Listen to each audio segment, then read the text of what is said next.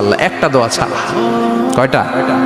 আহমদ ইবনে হাম্বলের কৌতূহল, কিউরিসিটি আরো বেড়ে গেল। কি সব দোয়া কবুল হয়েছে, একটা দোয়া ছাড়া? মাযালিকা দোয়া ইয়া শাব, কি সেই দোয়া?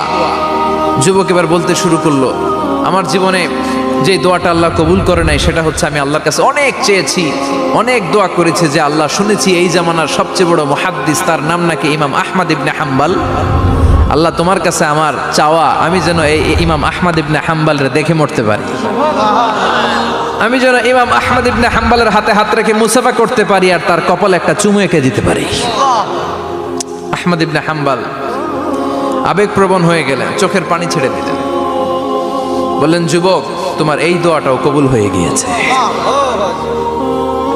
আহমদ ইবনে হাম্বলের দেখা আর সাক্ষাৎ পাওয়ার জন্য আহমদ ইবনে হাম্বলের বাড়িতে তোমার যাওয়ার দরকার নাই, আহমদ ইবনে হাম্বল তোমার দরবারে ছুটে এসেছে।